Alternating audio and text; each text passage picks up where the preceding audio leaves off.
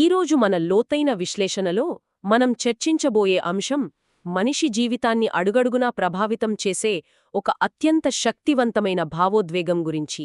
అదే కోపం. అవును. కోపం అనగానే అదొక సాధారణమైన విషయం కదా, అది చాలామంది అనుకుంటారు. మనం ముందున్న మూలగ్రంథం పేరు ది ఇంటర్నల్ ఇన్ఫెర్నో.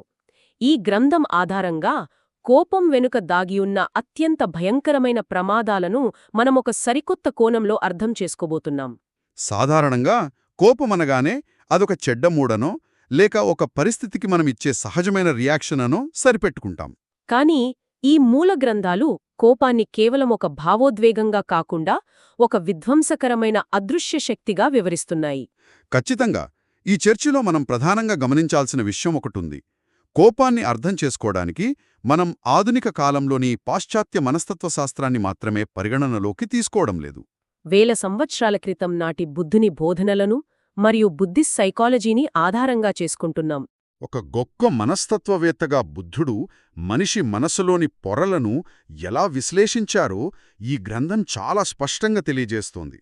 పాశ్చాత్య సైకాలజీ కోపాన్ని కేవలం ఒక ప్రవర్తనా సమస్యగానో లేక ఒత్తిడికి సంబంధించిన ఒక లక్షణంగానో చూస్తుంది కదా. అవును, దానికి మందులు లేదా కోపాన్ని అదుపు చేసుకునే కొన్ని చిట్కాలను సూచిస్తుంది. కాని బుద్ధిస్టు సైకాలజీ అలా కాదు. కోపం అసలు ఎక్కడ పుడుతుంది, అది మనస్సును ఏ స్థాయిలో కబలిస్తుంది అనే మూలాలను అన్వేషిస్తుంది. అంటే ఆధునిక సైకాలజీ కేవలం పైపైన కనిపిస్తున్న లక్షణాలకు మాత్రమే చికిత్స చేస్తుంటే, బుద్ధిస్టు సైకాలజీ అసలు ఆ వ్యాధికి మూలకారణం ఎక్కడుందో వెతుకుతుందన్నమాట. ఈ గ్రంథంలో నేను గమనించిన ఒక ఆసక్తికరమైన విషయం ఏమిటంటే, కోపం వల్ల కలిగే ప్రమాదాలను ఒక 3 ప్రధాన వర్గాలుగా విభజించారు. ఆ 3 వర్గాలను మనం కొంచెం విడివిడిగా విశ్లేషించడం చాలా అవసరం. మొదటిది శారీరక ఆరోగ్యంపై పడే ప్రభావం, రెండవది సామాజిక మరియు కుటుంబ వ్యవస్థపై చూపే ప్రభావం, ఇక మూడవది మానసిక ఆరోగ్యంపై చూపే ప్రభావం. ముందుగా శారీరక ఆరోగ్యం గురించి ఆలోచిద్దాం. కోపం వచ్చినప్పుడు శరీరంలో జరిగే రసాయన మార్పులు మామూలుగా ఉండవు. గుండె వేగం పెరుగుతుంది, రక్తపోటు తీవ్రమవుతుంది. ఒక మనిషి అడవిలో ఒక క్రూర జంతువును చూసినప్పుడు శరీరం ప్రాణరక్షణ కోసం ఏ విధమైన ఒత్తిడికి గురవుతుందో, కేవలం ఒక చిన్న కోపమొచ్చినప్పుడు కూడా లోపల అవయవాలన్నీ అదే స్థాయి ఒత్తిడికి గురవుతాయి. ఇది దీర్ఘకాలంలో శరీరాన్ని ఎంతలా దెబ్బతీస్తుందో మనం సులభంగానే ఊహించవచ్చు. ఇక సామాజిక ప్రభావం చూస్తే, ఎన్నో సంవత్సరాలుగా ఎంతో కష్టపడి నిర్మించుకున్న బంధాలు, కుటుంబ సంబంధాలు కేవలం క్షణకాలం పాటు వచ్చే కోపం వల్ల నాశనమైపోతాయి. ఆ సమయంలో జారే ఒక్క మాట వల్ల శాశ్వతంగా విడిపోయిన బంధాలు ఎన్నో ఉన్నాయి. శారీరక అనారోగ్యం మరియు బంధాల నాశనం, ఇవి రెండూ మన కళ్లకు స్పష్టంగా కనిపించే ప్రమాదాలు. కాని మూలగ్రంథాల ప్రకారం చూస్తే ఈ రెండింటికంటే అత్యంత భయంకరమైనది మూడవది. అదే మానసిక ఆరోగ్యంపై కోపం చూపే ప్రభావం. ఈ మానసిక విధ్వంసమే మిగతా అన్ని అనర్థాలకు మూల కారణమని ఇందులో చాలా బలంగా చెప్పారు. కానీ ఇక్కడ ఒక సహజమైన సందేహం వస్తుంది. ఎవరైనా ఏదైనా అన్నప్పుడు లేదా అన్యాయం జరిగినప్పుడు కోపం రావడం సహజం కదా. ఆ కోపానికి కారణం బయటి వ్యక్తులే కదా అనిపిస్తుంది మనకు. ఇక్కడే మనం మన ఆలోచనా విధానాన్ని పూర్తిగా మార్చుకోవాలి. బుద్ధిస్ట్ సైకాలజీ ప్రకారం మనం ఎదుర్కొనే ఏ బాహ్య పరిస్థితైనా అది కేవలం ఒక ఉత్ప్రేరకం మాత్రమే. అంటే అది కేవలం ఒక నిమిత్తం. కోపం అనేది బయట వ్యక్తుల వల్ల రాదు. ఒక వ్యక్తి ఇంకో వ్యక్తి మనసులోకి వెళ్లి బలవంతంగా కోపాన్ని ప్రవేశపెట్టలేడు. అద్భుతమైన పాయింట్ ఇది. కోపం పుట్టేది, పెరిగేది మరియు విధ్వంసం సృష్టించేది కేవలం మనసులోనే. దీనొక చిన్న ఉదాహరణతో అర్థం చేసుకోవచ్చు. నీళ్ల గ్లాసు ఉదాహరణ కదా. ఒక వ్యక్తి చేతిలోన్న నీళ్ల గ్లాసు కిందపడి పగిలిపోయిందనుకుందాం. అవును, గ్లాసు పగిలిపోవడమనేది బాహ్య ప్రపంచంలో జరిగిన ఒక సంఘటన. దానికి ప్రశాంతంగా గాజుముక్కలు ఊడ్చేయడం అనేది ఒక స్పందన అయితే, తీవ్రమైన కోపంతో అరుస్తూ రోజంతా అసహనంతోనే గడపడమనేది ఇంకొక స్పందన. ఆ సంఘటనకు ఎలా స్పందించాలి అనేది పూర్తిగా మనసు చేతిలోనే ఉంటుంది. కాబట్టి కోపానికి బాధ్యత పూర్తిగా మనసుదే కాని బయటి పరిస్థితులది కాదు. ఈ ఆలోచన నిజంగానే చాలా భిన్నంగా ఉంది. బాహ్య పరిస్థితులు కేవలం నిమిత్తమాత్రాలు, అసలు బాధ్యత మనదే అని అంగీకరించడం అంత సులభమైన విషయం కాదు. మనసులో పుట్టే ఈ కోపం ఎంత ప్రమాదకరమైనదో వివరించడానికి ఈ గ్రంథంలో కొన్ని అద్భుతమైన రూపకాలను వాడారు, అంటే పోలికలను వాడారు. అందులో మొదటిది మరియు చాలా ఆసక్తికరమైనది అగ్ని. కోపాన్ని అగ్నితో పోల్చారు. అగ్నితో పోల్చడం వెనుక ఒక లోతైన విశ్లేషణ ఉంది. మనం బయట ప్రపంచంలో చూసే భౌతికమైన అగ్ని ఎలా ప్రవర్తిస్తుందో గమనిద్దాం. అది ఒక ఇంటిని కాల్చేయగలదు, లేదా ఒక అడవిని బూడిద చేయగలదు. దానికి ఎంత ఇంధనం దొరికితే అంత దహించివేస్తుంది. కాని ఇంధనం అయిపోగానే లేదా వస్తువులు కాలిపోగానే ఆ అగ్ని దానంతటాదే ఆగిపోతుంది. దానికొక పరిమితి ఉంటుంది. కాని మనసులో రగిలే ఈ కోపమనే అగ్ని భౌతికమైన వస్తువులను కాదు, మనిషిలోని అత్యంత విలువైన లక్షణాలను దహించివేస్తుంది. దయ, కరుణ, క్షమ, ప్రశాంతత లాంటి సద్గుణాలను సమూలంగా కాల్చేస్తుంది. అంటే భౌతికమైన అగ్ని ఆస్తిని నాశనం చేస్తే, కోపం అనే అగ్ని మనిషి వ్యక్తిత్వాన్ని నాశనం చేస్తుందన్నమాట. ఇక్కడ గ్రంథాలలో ప్రస్తావించిన ఇంకో భయంకరమైన నిజమేమిటంటే, ఈ అగ్ని ఒక జీవితకాలంతో ఆగిపోదు అని. ఒక భిక్షువు ఈ సత్యాన్ని ఎంత లోతుగా అర్థం చేసుకుంటాడో వివరిస్తూ ఒక అద్భుతమైన ఉదాహరణ ఉంది. భౌతికాగ్ని ఒకసారి ప్రాణాలు తీసి ఆగిపోవచ్చు.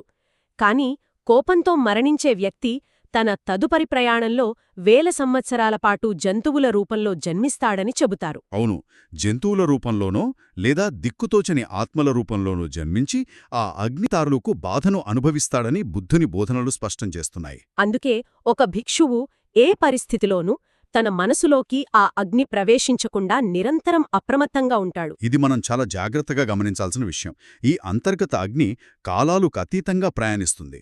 ఇక రెండవ పోలిక చూస్తే కోపాన్ని ఒక తీవ్రమైన క్యాన్సర్గా అభివర్ణించారు. భౌతికమైన క్యాన్సర్ వ్యాధి గురించి మనందరికీ తెలుసు. అది శరీరంలోని కణాలను నాశనం చేస్తూ ప్రాణాపాయ స్థితికి తీసుకువెళ్తుంది. కాని శరీరంతో పాటే ఆ వ్యాధి కూడా నశించిపోతుంది. మరణం తర్వాత ఆ క్యాన్సర్కు ఉనికి ఉండదు. కాని బుద్ధిస్ట్ మనస్తత్వ శాస్త్రం ప్రకారం కోపం అనేది మనస్సుకు వచ్చే ఒక ప్రాణాంతక క్యాన్సర్. ఇది శరీరం నశించిన తర్వాత కూడా మనస్సు ద్వారా ప్రయాణించి జన్మజన్మలకు వెంటాడి హాని చేస్తోంది. భౌతికమైన క్యాన్సర్ను మనం కొన్ని వైద్య పరీక్షల ద్వారా గుర్తించవచ్చు. కనీసం దానికొక చికిత్స చేసే అవకాశం ఉంటుంది. కాని మనసులో పెరిగే ఈ క్యాన్సర్ చాలా నిశ్శబ్దంగా పెరుగుతోంది. మనం ఏదో ఒక విషయంలో కోపాన్ని పదే పదే మననం చేసుకుంటూ ఉన్నామంటే ఆ క్యాన్సర్ కణాలను మనకు మనమే పోషిస్తున్నామని అర్థం. ఆధునిక పాశ్చాత్య సైకాలజీ కేవలం ఈ వ్యాధి తాలూకు బయటి లక్షణాలను మాత్రమే చూసి కోపాన్ని కగ్గించుకునే కౌన్సిలింగ్ ఇస్తుంది. కాని లోపల వీళ్లూనుకున్న ఆ క్యాన్సర్ను పూర్తిగా తొలగించడం అనేది కేవలం బుద్ధిస్ట్ సైకాలజీ విశ్లేషించిన లోతైన సాధన ద్వారానే సాధ్యం. అక్షరాల నిజం. ఈ మానసిక క్యాన్సర్ ఎంత నిశ్శబ్దంగా విస్తరిస్తుందో మనం దాన్ని ఎలా పెంచి పోషిస్తున్నామో కూడా మనకు తెలీదు. ఇక్కడే గ్రంథాలలో మరో అద్భుతమైన విశ్లేషణ ఉంది. కోపాన్ని ఒక భయంకరమైన రాక్షసుడిగా కూడా అభివర్ణించారు. దీన్ని కొంచెం లోతుగా ఆలోచిద్దాం. బయట ప్రపంచంలో ఎవరైనా శత్రువులుంటే లేదా ఏదైనా భౌతికమైన ముప్పుంటే మనం దాన్ని చూసి తప్పించుకోవచ్చు. ఒక గదిలోకి వెళ్లి తలుపులు మూసుకోవచ్చు. కాని ఈ రాక్షసుడు మనలోనే, మన మనస్సులోనే నివసిస్తున్నాడు. మనతో పాటే తిరుగుతున్నాడు. బయట ఉండే రాక్షసుణ్ణుండి ఎక్కడ ఒకచోట దాక్కోవచ్చు. కాని మనలోనే ఉన్న రాక్షసుణ్ణుండి ఎక్కడికి పారిపోగలం? ఎక్కడికి వెళ్ళినా ఆ మనసు మనతోనే ఉంటుంది కదా. ఆ రాక్షసుడు మనిషికున్న ప్రస్తుత శాంతిని మాత్రమే కాదు, భవిష్యత్తు అవకాశాలను, ఆనందాన్ని కూడా పూర్తిగా నాశనం చేస్తాడు. వివేకాన్ని, మంచి చెడుల మధ్య విచక్షణను దారుణంగా చంపేస్తాడు. బయటి శత్రువు ఒక పరిమితి వరకే హాని చేస్తాడు కాని అంతర్గత శత్రువైన ఈ రాక్షసుడు చేసే హానికి అవధులు ఉండవు. ఆ రాక్షసుడి వినాశనం ఎంత దారుణంగా ఉంటుందో వివరించడానికి ఇంకొక ఆధునిక పోలికను కూడా మనం ఇక్కడ చర్చించవచ్చు.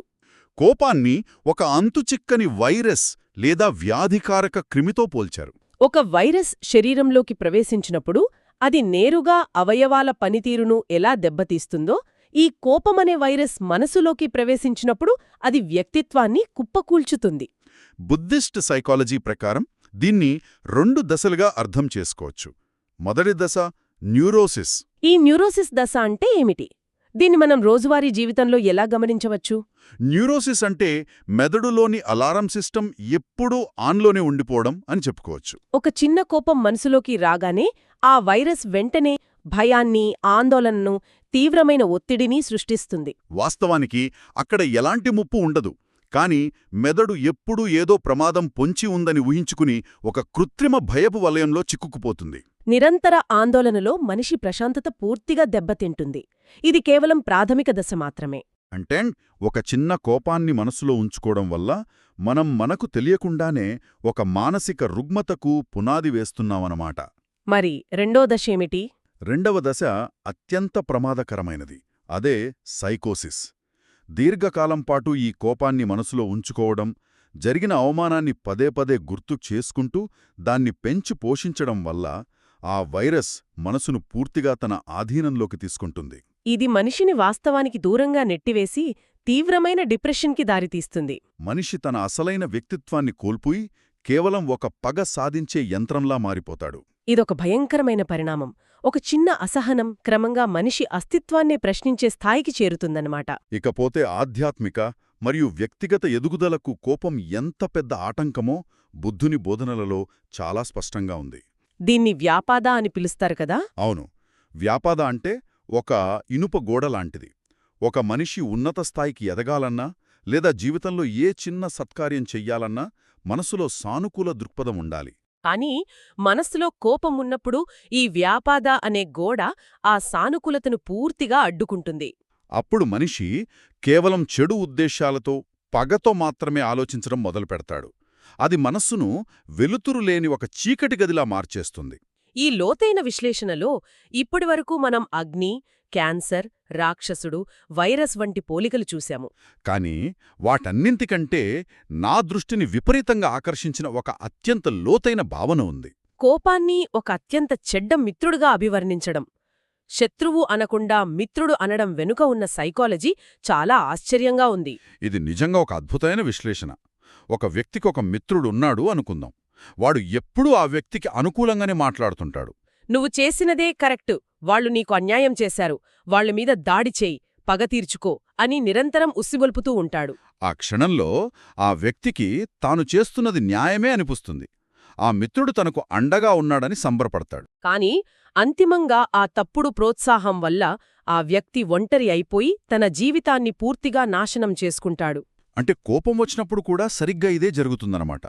కోపం మన మనస్సుకు ఒక చెడ్డ మిత్రుడిలా ప్రవర్తిస్తుంది.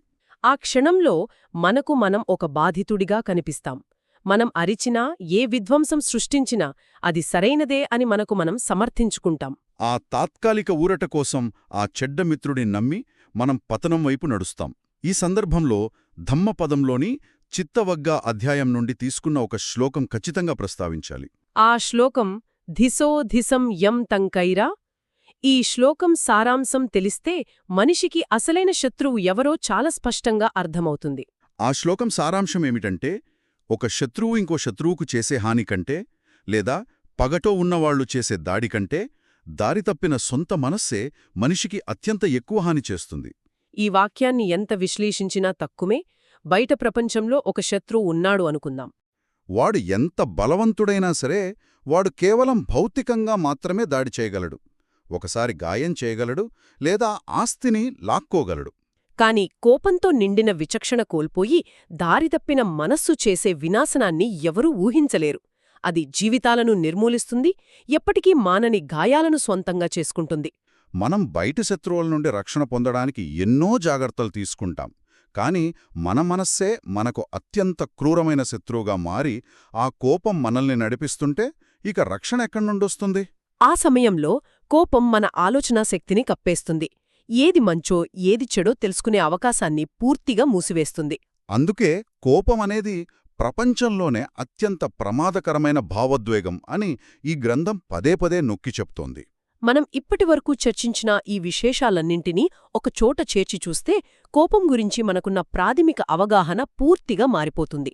కోపమనేది కేవలం బయటి సంఘటనలకు మనసిచ్చే స్పందన కాదు, అదొక విధ్వంసకర చక్రం. కొన్ని సద్గుణాలను దహిస్తుంది, క్యాన్సర్లా మారి జన్మజన్మలకు విస్తరిస్తుంది. ఒక రాక్షసుడెలా మారి మన ప్రస్తుత శాంతిని, భవిష్యత్తును కబళిస్తుంది. ఒక వైరస్లా ప్రవేశించి మన మానసిక ఆరోగ్యాన్ని, వ్యక్తిత్వాన్ని సైకోసిస్ దశ వరకు తీసుకెళ్లి నాశనం చేస్తుంది. అన్నింటికంటే ముఖ్యంగా ఒక చెడ్డ మిత్రుడిలా మనల్ని మోసం చేసి పాతాళానికి తొక్కుతుంది. ఈ మొత్తం విశ్లేషణలో ఒక విషయం చాలా స్పష్టంగా అర్థమైంది. మన అంతర్గత శత్రువే బయటి శత్రువు కంటే 1000 రెట్లు ప్రమాదకరమైనది. బయటి ప్రపంచంలోని ఏ ఆయుధమూ చెయ్యలేనంత నష్టాన్ని మన స్వంత మనసులోని కోపమే మనకు చేస్తుంది. దాన్ని ఒక సాధారణ భావోద్వేగంగా తీసుకుని నిర్లక్ష్యం చేయకుండా అదొక ప్రాణాంతకమైన మానసిక వ్యాధి అని గుర్తించటం అనేది దీన్ని జయించడానికి వేసే మొట్టమొదటి అడుగు. ఖచ్చితంగా. బుద్ధిస్ట్ సైకాలజీ మనకు అందిస్తున్న అతిపెద్ద బహుమతి కూడా ఇదే. మన శత్రువు ఎక్కడున్నాడో వాడి బలం ఏమిటో తెలిసినప్పుడే మనమా యుద్ధంలో గెలవగలం. కోపం మనసులోనే పుడుతుంది కాబట్టి ఆ మనసును ప్రశాంతంగా, అప్రమత్తంగా ఉంచుకోవడమే దానికి ఏకైక విరుగుడు. బాహ్య పరిస్థితులు మన నియంత్రణలో ఉండకపోవచ్చు, కాని మన మనసు ఎప్పుడూ మన చేతుల్లోనే ఉంటుంది. ఆ రిమోట్ కంట్రోల్ మన దగ్గరే ఉన్నప్పుడు మనం కోపమనే అగ్నికి ఆజ్యం పోయాల్సిన అవసరం లేదు. ఈ లోతైన విశ్లేషణను ముగించే ముందు ఈ మూల గ్రంథాలను అధ్యయనం చేసినప్పుడు ఉద్భవించిన ఒక అత్యంత లోతైన మరియు ఆలోచింపజేసే ప్రశ్నను ఇక్కడ పంచుకోవాలి. బయట కనిపించే భౌతికమైన అగ్ని ఒక భవనాన్ని కాల్చేసి ఆగిపోతుంది. అది కేవలం ఒకసారి మాత్రమే దహించి బహుశా యొక్క ప్రాణాన్ని మాత్రమే తీయగలదు. కాని బుద్ధుని బోధనలు స్పష్టం చేస్తున్నట్లుగా కోపమనే అగ్ని భవిష్యత్తులో వేలాది సంవత్సరాల పాటు ఎన్నో జన్మలకు దహిస్తూనే ఉంటుంది. అంటే క్షణకాలం పాటు వచ్చే ఒకే ఒక్క కోపం మన భవిష్యత్తు గమనాన్నే మార్చేస్తుందన్నమాట. చిన్న చిన్న విషయాలకు, మనకు ఎదులయ్యే చిన్న చిన్న అసౌకర్యాలకు పదే పదే మనసులో రగిలే కోపాల వల్ల మనం ఇంకెన్ని జన్మల ప్రశాంతతను, ఇంకెంత ఆనందాన్ని బూడిద చేస్తున్నామో కదా. ఈ ప్రశ్నను మనకు మనం వేసుకుంటూ ఆ అంతర్గత అగ్నిని ఆర్పే దిశగా మన మనసును నడిపించాల్సిన సమయం ఆసన్నమైంది. మరొక అద్భుతమైన అంశంతో మన తదుపరి లోతైన విశ్లేషణలో మళ్ళీ కలుద్దాం.